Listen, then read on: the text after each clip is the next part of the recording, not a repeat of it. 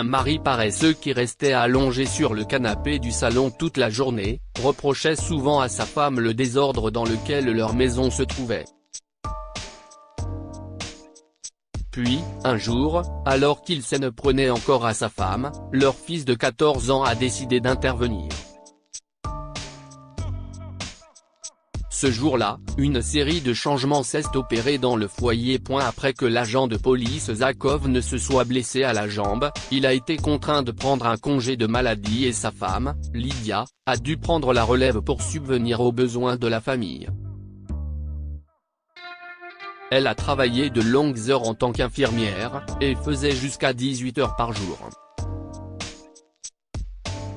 Cependant, malgré ses efforts, Zach n'a jamais pris la peine de l'aider. Au contraire, celui-ci s'est plutôt plaint de douleurs au genou et a passé toutes ses journées à se reposer sur le canapé. Toutefois, Zach n'avait pas toujours été comme ça. Au début, il aidait Lydia dans ses tâches ménagères et préparait le dîner quand elle rentrait du travail. Mais récemment, il avait diverses excuses pour expliquer pourquoi il ne pouvait pas aider à la maison, et la plus connue était sa blessure. Lydia était fatiguée de son mode de vie stressant, et était agacée de voir que Zach ne faisait aucun effort pour l'aider. Mais comme toutes les autres femmes, elle a gardé le silence parce qu'elle ne voulait pas que sa famille se déchire. Mais un jour, les choses sont devenues trop lourdes pour elle, et elle a crié après Zach. « Lydia, viens ici tout de suite !» a crié Zach depuis le salon, alors qu'elle était occupée à aider leur fils Adam avec son projet scolaire. Ce jour-là, Lydia est rentrée tôt du travail pour aider Adam, et au lieu de préparer le dîner et de nettoyer la vaisselle sale, elle a décidé de s'occuper d'abord du projet d'Adam. Pendant ce temps, Zach et ses amis étaient occupés à regarder un match de football et à boire de la bière. « Je ne peux pas venir maintenant, Zach. Je suis en train d'aider Adam. Si est-il quelque chose d'important, envoie-moi un texto », a-t-elle répondu. Zach n'a rien dit en retour. Mais Lydia a trouvé cela étrange, car d'habitude il lui criait dessus. Lydia s'est dit que ce n'était pas quelque chose d'important, et a décidé de demander à Zach plus tard. Mais peu après, il a fait irruption dans la chambre d'Adam et a commencé à crier à tue-tête. « Je t'envoie un texto ? Tu crois que je suis ton serviteur ? As-tu vu comment la cuisine est en désordre ? Qui va la nettoyer ? Pardon ? » a répliqué Lydia. Tu ne vois pas que je suis occupé à quelque chose ? Et d'ailleurs, le désordre a été fait par toi et tes amis. Alors assume-le et arrête de me crier dessus. De plus, je suppose que tes amis sont déjà partis, Zach. Alors que dirais-tu de m'aider pour une fois ? Tu peux voir que je suis occupé avec le projet scolaire d'Adam. Oh. Zach lui a lancé un regard noir. Où as-tu trouvé le courage de me répondre avec autant d'arrogance, Lydia ? Est-ce que quelqu'un au travail te monte la tête contre moi ? Tu vas là-bas raconter des mensonges en disant que je suis un mari horrible ? Arrête ça, Zach ! A crié Lydia en se levant d'un bond. N'oublie pas que notre fils nous regarde. Dis-moi une chose, si est quoi ton problème ? Je travaille pendant 18 heures par jour, puis je rentre à la maison et je m'occupe de tout. Mais ce n'est jamais assez pour toi. Si je fais une tourte à la viande, tu veux des pâtes.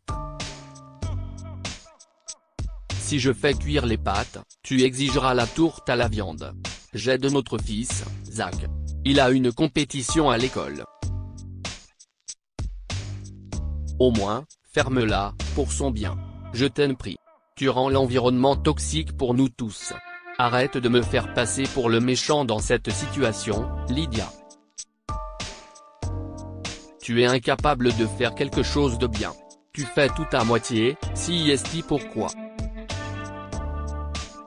Avant que Zach ait pu finir sa phrase, Adam s'est levé de son lit et a quitté la pièce sans trombe.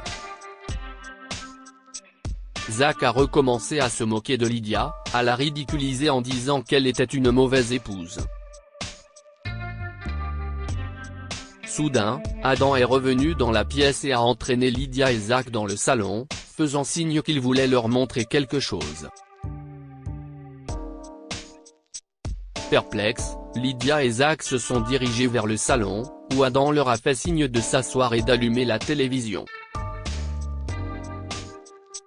Un diaporama de photos et de vidéos est apparu sur l'écran de télévision, avec l'introduction « Mon rêve, être comme ma mère ». La super-héroïne de ma vie et mon modèle. Il s'est avéré qu'Adam était censé faire une présentation sur son modèle pour un concours à venir, et il a choisi Lydia comme sujet. La présentation montrait des plans aléatoires de Lydia travaillant dans la maison. On la voyait rentrer tard du travail, se diriger directement vers la cuisine. Puis il y avait un segment dans lequel Adam ajustait la caméra et interviewait Lydia en langue des signes. « Pourquoi tu travailles toujours autant, maman ?» était sa première question. « Pourquoi tu ne demandes pas à papa ou à moi de t'aider ?» Lydia a souri à Adam et a répondu en langage des signes, ce qui s'est traduit en sous-titre par « Ce n'est jamais difficile de faire du travail supplémentaire pour les gens que l'on aime. Tu es souvent occupé par tes études, Adam, alors si est normal. Et papa est blessé, donc ce n'est pas grave s'il ne veut pas m'aider. » Les questions suivantes portaient sur les difficultés qu'elle rencontrait pour travailler, gérer la maison et s'occuper d'un enfant difficile comme lui, puisqu'il était muet. Lydia a répondu instantanément qu'elle aimait tellement sa famille qu'elle ferait tout pour elle. Elle a ensuite corrigé Adam, en déclarant qu'il n'était pas un enfant difficile, mais plutôt un enfant handicapé et qu'elle l'aimait comme toute mère aime son enfant. Zach est resté sans voix à ce moment-là, et Lydia n'a pas pu retenir ses larmes. À la fin de la présentation, des photos de Lydia et d'Adam sont apparues sur l'écran, accompagnées de la déclaration suivante « Merci d'être une si belle maman pour que je puisse être heureux. Je t'aime. » Zach a remarqué qu'il ne faisait pas partie de toute la présentation. Pas de photo de lui avec Adam. Pas de louange pour lui. Rien. Submergé par la culpabilité, Zach s'est levé et a quitté la pièce. Il se sentait mal et voulait s'excuser auprès de Lydia, mais il avait trop honte de lui-même. Quelques jours plus tard, il a pris un rendez-vous au salon de coiffure pour Lydia et lui a demandé de prendre un jour de congé. Lydia a ri et a dit « Si est bon, Zach. Merci pour ça, mais je suis occupée. Je ne peux pas prendre le temps pour ça. » Mais Zach a insisté pour qu'elle aille au salon, et elle a fini par accepter. Elle est arrivée en retard au salon ce jour-là, et elle avait peur qu'en rentrant à la maison, Zach soit furieux et lui crie dessus.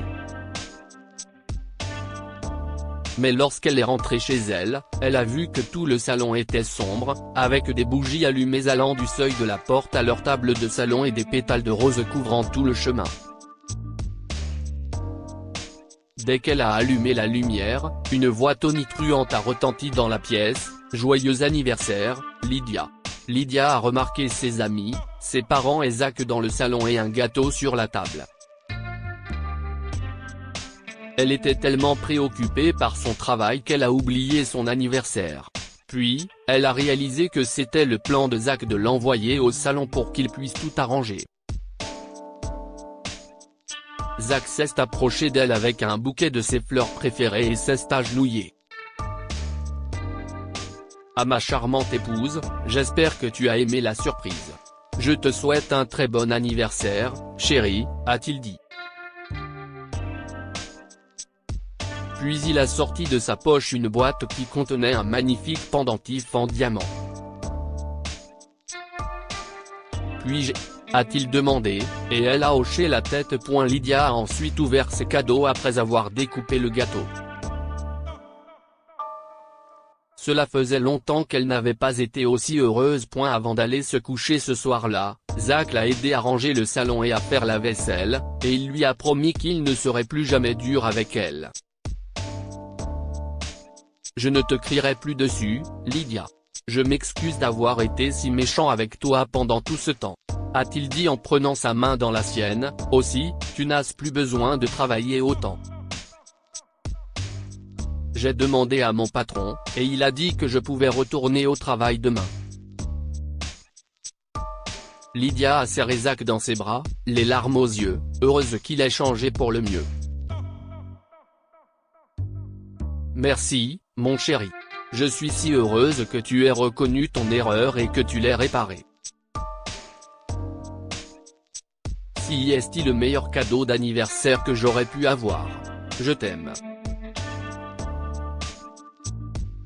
Je t'aime aussi, chérie, a dit Zach en l'enlaçant. Alors qu'il était sur le point de quitter la cuisine, ils ont remarqué qu'Adam se tenait là. Que se passe-t-il, chérie? Tu as besoin de quelque chose? Lui a demandé Lydia. Mais Adam secoua la tête et fit un geste en langage des signes pour dire qu'il était fier de Zach. Que pouvons-nous apprendre de cette histoire? Soyez toujours là pour ceux qui vous aiment et qui prennent soin de vous.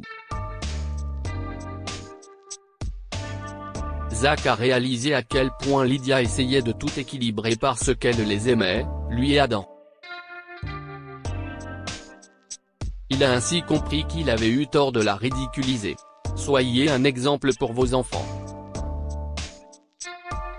Zach a réalisé qu'il avait détruit son image aux yeux d'Adam en étant un mauvais père et un mauvais mari, et il a fait amende honorable. Lire aussi, un jeune garçon passe la nuit dans un grenier froid à jouer à cache-cache, histoire. Abonnez-vous à Amomama sur Google News. Cette histoire est inspirée par l'histoire d'un de nos lecteurs et écrite par un rédacteur professionnel. Toute ressemblance avec de véritables noms ou lieux est une pure coïncidence. Toutes les images sont utilisées uniquement à des fins d'illustration. Partagez votre histoire avec nous. Elle changera peut-être la vie de quelqu'un. Si vous souhaitez partager votre histoire, envoyez-nous un mail à info@amomama.com.